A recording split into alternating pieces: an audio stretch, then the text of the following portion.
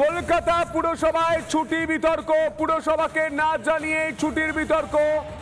ঈদ উল ফিতরের দুদিন ছুটির বিজ্ঞপ্তি, বিশ্বকর্মা পুজোয় ছুটি বাতিলের বিজ্ঞপ্তি জারি করেন সিদ্ধান্ত ধারা। বিজ্ঞপ্তির কথা জানতেন না মেয়র, পরে সরিয়ে দেওয়া হয় বিজ্ঞপ্তি। ঘটনার সিদ্ধান্ত ধারাকে শোকজ পুরসভার। সিদ্ধান্ত ধারার এত বড় মাথা, মেয়রকে না জানিয়ে বিজ্ঞপ্তি দিয়ে দিচ্ছেন। মেয়র সত্যিই জানতেন না। কলকাতা পুরসভায় ছুটি বিতর্ক, কলকাতা পুরসভায় আর কি কি বিতর্ক হবে? কোভিড কালে ভ্যাকসিন বিতর্ক, অনুপ্রবেশের সময় ঠিকানা বিতর্ক, জঙ্গি বিতর্ক, এবার ছুটি বিতর্ক, বেতন বিতর্ক হয়ে গিয়েছে একাধিকবার। জগন্নাথ চ্যাটার্জি তিনি ঠিক কি বলছেন বিজেপি নেতা, শুনবো।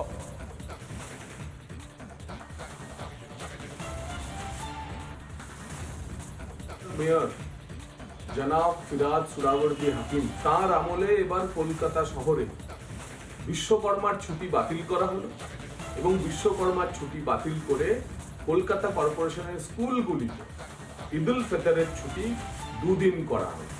যে রাজ্যের মুখিয়া মাননীয়া অমৃত কুম্ভকে মৃত্যু কুম্ভ বলতে পারেন, তার মেয়র, তার প্রিয় ববি কলকাতা কর্পোরেশনে বিশ্বকর্মার ছুটি বাতিল করে ঈদের ছুটি দুদিন বাড়াবেন, সেটাই তো স্বাভাবিক।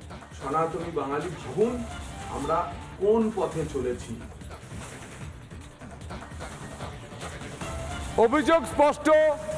অভিযোগ স্পষ্ট এবং সেই অভিযোগ মারাত্মক অভিযোগ। প্রজ্ঞা রয়েছে সরাসরি লাইভে। প্রজ্ঞা, কলকাতা কর্পোরেশন থেকে কি জানা যাচ্ছে? মেয়র ফিরাদ হাকিম তিনি কি কিছু বলছেন? এই ঘটনা ঘটবে কেন অনেকেই প্রশ্ন করছে।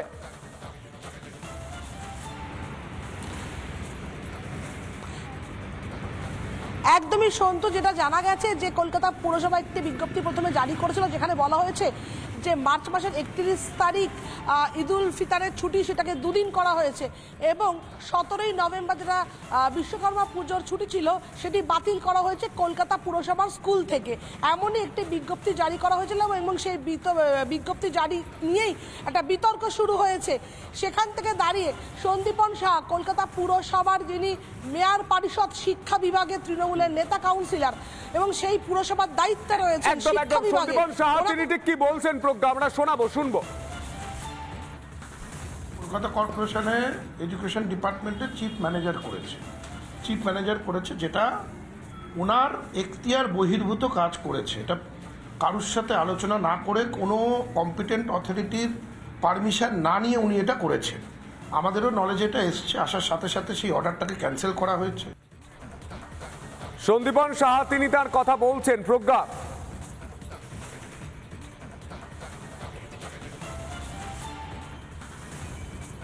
একদমই মানে পরিষ্কার উনি জানাচ্ছেন এই বিষয়ে কলকাতা পুরসভার যে কর্তৃপক্ষ, যে কমিশনার, সেই কমিশনার এই বিষয়ে কিছু জানেন না এবং যে চিঠিটি জারি করা হয়েছিল সেই চিঠিতে কমিশনারের সই নেই এবং কমিশনার কিছু না জানিয়েই এটা করেছিলেন এবং তার ফলেই সেই যে সিদ্ধান্ত ধারা চিফ ম্যানেজার এডুকেশন তাকে এই মুহূর্তে শোকজ করা হয়েছে। তাকে জানতে চাওয়া হয়েছে যে কার অনুমতিতে তিনি এই ধরনের চিঠি বা বিজ্ঞপ্তি জারি করেছেন, কারণ এই রকম চিঠি যদি বিজ্ঞপ্তি জারি করতে হয় তাহলে যে মেয়র পরিষদ শিক্ষা রয়েছেন সন্দীপন সাহা তার অনুমতি নিতে হবে। সর্বোপরি কলকাতা পুরসভার যিনি কমিশনার তার যিনি দায়িত্বে রয়েছেন তার অনুমতি নিতে হবে এবং তার সই লাগবে। তাকে না জানিয়ে কি করে এটা করা হয়েছে তা নিয়ে কিন্তু প্রশ্ন উঠছে। যদিও এই বিষয়ে এখনো মেয়র ফিরাদ হাকিম তিনি কোনো প্রতিক্রিয়া দেয়নি, ওনার সাথে যোগাযোগ করার চেষ্টা করা হয়েছিল, উনি এই মুহূর্তে কিছু জানাননি।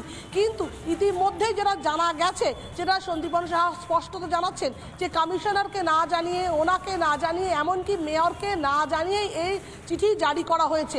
কিভাবে জারি করা হলো, কেন জারি করা হলো সেই বিষয়ে উনি কিছুই জানেন না এমনটাই বলছেন। কিন্তু সেখান থেকে প্রশ্ন উঠছে যে কিছু না জানিয়ে আদৌ কি এই ধরনের বিজ্ঞপ্তি জারি করা যায় নাকি চাপে পড়ে কলকাতা পুরসভা এখন পিছু হাঁটছে তা নিয়ে প্রশ্ন উঠছে।